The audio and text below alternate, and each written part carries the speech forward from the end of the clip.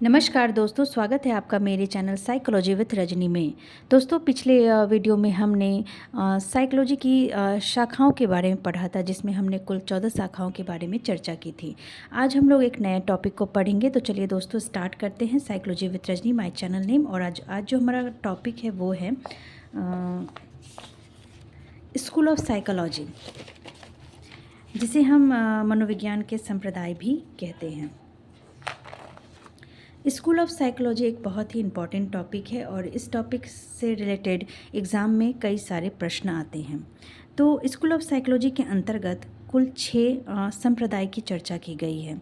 यह NCERT book के अनुसार कुल 6 संप्रदाय के बारे में बताया गया है। तो हम यहाँ पर कुल 6 संप्रदाय के बारे में पढ़ेंगे। हमारा जो ये स्कूल ऑफ साइकोलॉजी का जो पहला संप्रदाय है वो है संरचनावादी संप्रदाय, जिसे हम अंतर्निरीक्षणवादी या फिर अस्तित्ववादी संप्रदाय भी कहते हैं। दूसरा है प्रकार्यवादी संप्रदाय, यानी जिसे हम कार्यवादी या फिर क्रियावादी संप्रदाय भी कहते हैं। तीसरा है व्यवहारवादी संप्रदाय, जिसे हम निरीक्षणवादी संप्रदाय भी कहते हैं। चौथा है, जो बहुत फेमस है, मनोविश्लेषणवादी संप्रदाय, जो काफ़ी फेमस है, जो फ्राइड के द्वारा दिया गया है। और पांचवा है गेस्टॉल्ट संप्रदाय, और छठा है हार्मिक संप्रदाय या फिर प्रेरकीय संप्रदाय। कुल 6 संप्रदाय के बारे में चर्चा की गई है और ये 6 संप्रदाय बहुत ही इम्पॉर्टेंट है और इससे रिलेटेड एग्ज़ाम में 1 या 2 क्वेश्चन निश्चित ही रहता है। तो चलिए दोस्तों, हम लोग स्टार्ट करते हैं आज का पहला संप्रदाय, यानी कि संरचनावादी संप्रदाय। संरचनावादी संप्रदाय जिसका समय है 1892 और जिसके प्रवर्तक हैं, हम पहले भी इसके बारे में पढ़ चुके हैं कि जिसके प्रवर्तक हैं वो विल्हेम वुंट या फिर विलियम वुंट भी कह सकते हैं, या और टीचनर कौन थे? तो विलियम वुंट के शिष्य थे। और ये दोनों किसके समर्थक थे? तो ये दोनों चेतना के प्रबल समर्थक थे। ये जो संरचनावादी संप्रदाय के स्थापना का जो समय है वो है 1892 और यह स्थान है कार्नेल विश्वविद्यालय। हम लोग इसके बारे में हम लोग जानते हैं कि विलियम वुंट ने लिप्जिंग विश्वविद्यालय की स्थापना की, जिसका वर्तमान नाम कार्नेल विश्वविद्यालय है। इस संप्रदाय का जो विषय वस्तु है वो चेतन अनुभूति है, यानी कि कॉन्शियस अवस्था जो होती है वो इस संप्रदाय का मूल विषय वस्तु है। अंतर्निरीक्षण विधि के भी प्रवर्तक वुंट एवं टीशनर हैं, यानी कि अंतर्निरीक्षणवादी या अस्तित्ववादी जो भी संप्रदाय है, तीनों एक ही है, और लेकिन तीनों के ही समर्थक हैं या फिर प्रवर्तक कहे या फिर प्रतिपादक कहे, वो विलियम वुंट या टीशनर को ही मानेंगे। ठीक है, तो नाम अलग दिया जा सकता है। अब पूछा जा सकता है कि अंतर्निरीक्षणवादी संप्रदाय के प्रवर्तक कौन है, या फिर अस्तित्ववादी संप्रदाय के प्रवर्तक कौन है, या फिर संरचनावादी संप्रदाय के प्रवर्तक कौन है। तो इसमें कंफ्यूज होना नहीं है। कहीं से भी कुछ भी पूछा जाए तो इसका आंसर जो होगा वो विलियम वुंट और टीशनर ही होगा। ठीक है, संरचनावादी संप्रदाय के अंतर्गत विलियम वुंट और टीशनर जो थे वो चेतना के प्रबल समर्थक थे। ये तो मैं आपको पहले ही बता चुकी हूँ। और वुंट और टीशनर ने चेतना के 2 तत्वों के बारे में वुंट ने बताया था और टीशनर ने चेतना के 3 तत्वों की चर्चा की थी। तो एक बार हम लोग उसको भी देख लेते हैं कि वुंट ने चेतना के जो तत्व बताए वो कौन कौन थे। प्रतिमा, संवेदना या अनुभूति या फिर भाव।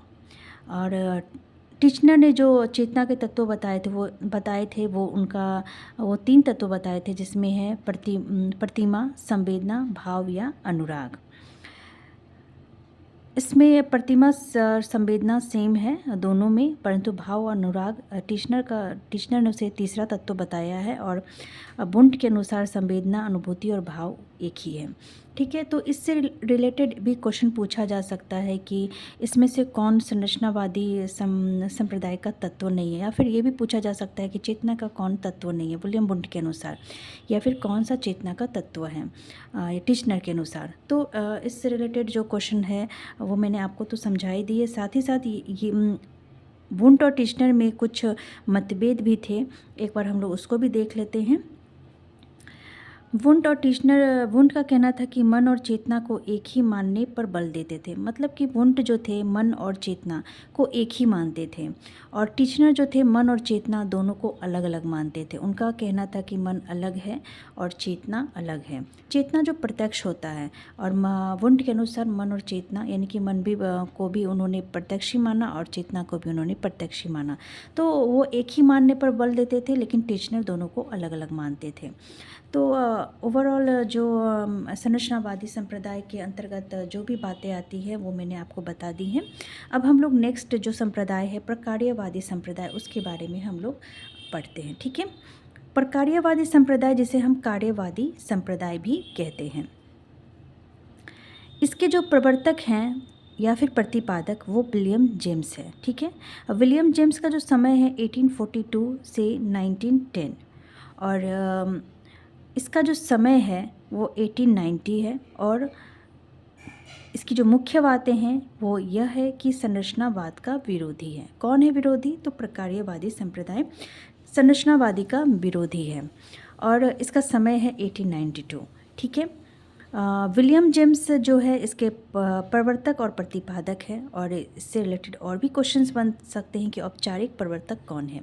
तो जॉन डीवी है। जॉन डीवी का समय जो है वो 1859 से 1952 है। जो समय बहुत कम पूछा जाता है, कभी कभी एग्ज़ाम में डेट को इम्पोर्टेंट दिया जाता है, कोई बहुत इम्पोर्टेंट डेट रहा तो, नहीं तो ऐसे सिर्फ प्रवर्तक का नाम पूछा जाएगा। कहीं भी प्रवर्तक का नाम ज़्यादा पूछा जाता है। तो ये औपचारिक प्रवर्तक अगर पूछा जाए तो वो जॉन डीवी हैं, और जो प्रतिपादक और प्रवर्तक है वो विलियम जेम्स हैं, और अन्य जो प्रतिपादक और प्रवर्तक में आ जाता है वो एंजल आ जाता है और कार आ जाते हैं।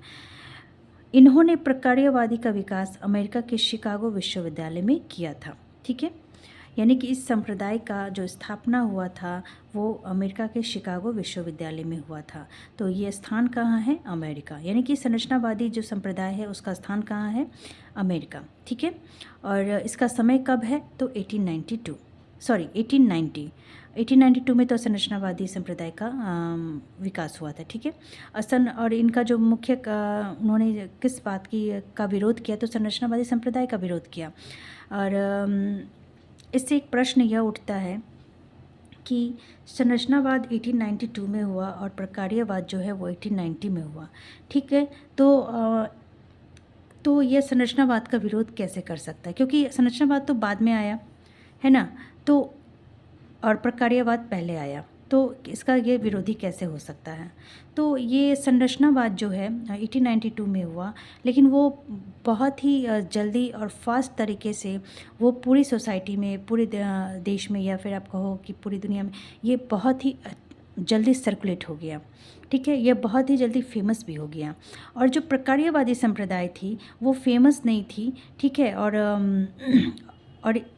और यह फेमस थी। ठीक है, और यह जो बुक है प्रिंसिपल ऑफ साइकोलॉजी, जिसे विलियम जेम्स ने लिखा हुआ है, इस बुक में संरचनावाद संप्रदाय का विरोध किया गया है और प्रकार्यवाद संप्रदाय के बारे में चर्चा की गई है। यानी कि अनौपचारिक रूप से बुक के माध्यम से प्रकार्यवादी संप्रदाय का शुरुआत हो चुका था, और उन्होंने संरचनावाद का विरोध इसी बुक के माध्यम से किया। तो इससे भी क्वेश्चन पूछा जा सकता है कि संरचनावाद का विरोध किस संप्रदाय ने किया था? तो प्रकार्यवादी संप्रदाय ने किया था। तो कैसे किया था? तो एक बुक के माध्यम से किया था। वो बुक कौन सा है? तो प्रिंसिपल ऑफ साइकोलॉजी है। तो प्रकार्यवादी का शुरुआत कब से हुआ? तो अगर हम प्रकार्यवादी का शुरुआत हम इस चीज़ को बुक को अगर माध्यम मानते हैं तो प्रकार्यवादी का अनौपचारिक रूप से शुरुआत 1990 में हुआ और इस बुक के माध्यम से ही हुआ, क्योंकि इसी बुक में पहली बार प्रकार्यवादी का डिटेल में समझाया गया था, बताया गया था, और वो संरचनावाद का विरोधी क्यों है ये भी बताया गया था, और इसी के विरोध में प्रकार्यवाद की शुरुआत हो गई थी। नेक्स्ट है इसका विषय वस्तु। प्रकार्यवादियों के अनुसार मनोविज्ञान का संबंध मानसिक क्रियाओं या फिर मन की क्रियाओं से होता है, न कि चेतना के तत्वों का अध्ययन से।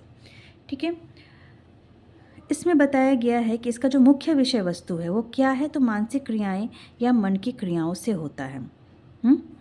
और विलियम जेम्स के अनुसार चेतना स्वीकार तो करते हैं लेकिन उनकी कार्यात्मक उपयोगिता पर बल देते हैं। वो मानते हैं कि चेतना होती है, परंतु वो चेतना क्यों होती है, उसके तत्व क्या हैं, वो इस बात पर उन्होंने इस विषय पर कोई चर्चा नहीं की है। उनका जो मुख्य फोकस यह था कि चेतना कैसे कार्य करती है, क्यों करती है, कब करती है और किस रीज़न से करती है, उसकी जो कार्यात्मक उपयोगिता है वो क्या है और कैसे है। ठीक है, तो उनका मुख्य जो था वो चेतना को अस्वीकार नहीं करते थे, वो चेतना को स्वीकार करते थे, परंतु वो चेतना के तत्वों पर बल नहीं देते थे। चेतना के तत्वों पर के विषय में उन्होंने कोई चर्चा नहीं की, उन्होंने उसकी उपयोगिता पर चर्चा की कि एक जो मानव मन होता है वो चेतना, उसके जरिए जो मानव मन का जो चेतना होता है वो कैसे कार्य करता है और क्यों कार्य करता है और चेतना का क्या महत्व हो सकता है और उसका कार्यात्मक उपयोगिता क्या क्या और कहाँ कहाँ हो सकती है। ठीक है, नोट में मैंने एक लिखा हुआ है कि चेतना क्यों और कैसे कार्य करती है। और प्रकार्यवादी संप्रदाय चेतना के तत्वों पर प्रकाश नहीं डाला है,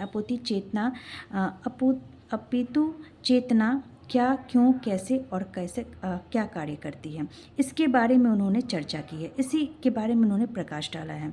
तो इसका विषय वस्तु का आधार क्या है कि व्यक्ति क्या करता है तथा क्यों करता है। व्यक्ति यानी कि जो कॉन्शियस अवस्था में यानी जो चेतन अवस्था में है वो क्या और क्यों किसी कार्य को करता है। वुडवर्थ ने इन दोनों प्रश्नों के उत्तर को ढूंढने वाला ही प्रकार्यवादी है। यानी कि वुडवर्थ ने कहा है कि जो इन दोनों प्रश्नों को ढूंढता है वही प्रकार्यवादी संप्रदाय का मुख्य कार्य है।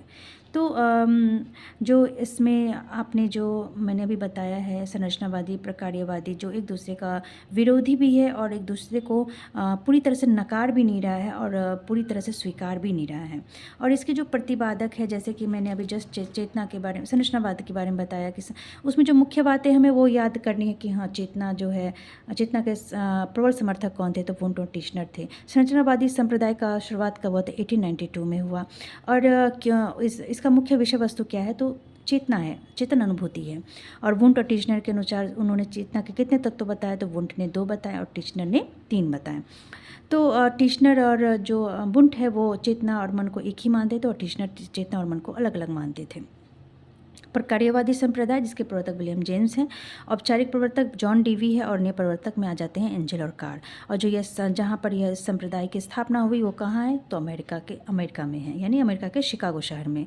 और ये कब हुई, तो 1990 में हुई। और इन्होंने किस माध्यम से हुई, तो प्रिंसिपल ऑफ साइकोलॉजी बुक है, उस बुक के माध्यम से हुई। वहाँ पर प्रकार्यवादी संप्रदाय के बारे में औपचारिक और अनौपचारिक रूप से शुरुआत वहीं से मानी जाती है, क्योंकि उसके बारे में प्रकार्यवादी संप्रदाय के बारे में वहीं चर्चा की गई और उसके बारे में बताया गया। साथ ही साथ उसने संरचनावाद का भी विरोध किया। इसका विषय वस्तु क्या है, तो मानसिक क्रियाओं और मन की क्रियाओं का अध्ययन है। ठीक है, और विलियम जेम्स के अनुसार वो चेतना को स्वीकार तो करते हैं लेकिन इसकी कार्यात्मक उपयोगिता पर बल देते हैं। ठीक है, उनका जो इस प्रकार्यवादी का जो मुख्य कार्य क्या है, तो चेतना क्यों और कैसे कार्य करती है इसके ऊपर रिसर्च करना, इसी के ऊपर कार्य करना। ठीक है, तो दोस्तों आज के वीडियो में हम लोग 2 ही संप्रदाय के बारे में पढ़ पाएंगे, क्योंकि वीडियो लंबा हो जाएगा और दोनों जो इसके बाद लगभग 4 संप्रदाय बच जाते हैं। तो नेक्स्ट वीडियो में हम लोग अगले संप्रदाय को पढ़ेंगे। तो आज के वीडियो में इतना ही, मिलते हैं अगले वीडियो में। अगर आपको मेरा वीडियो अच्छा लगे तो लाइक करें, सब्सक्राइब करें। और तो दोस्तों मिलते हैं अगले वीडियो में। धन्यवाद।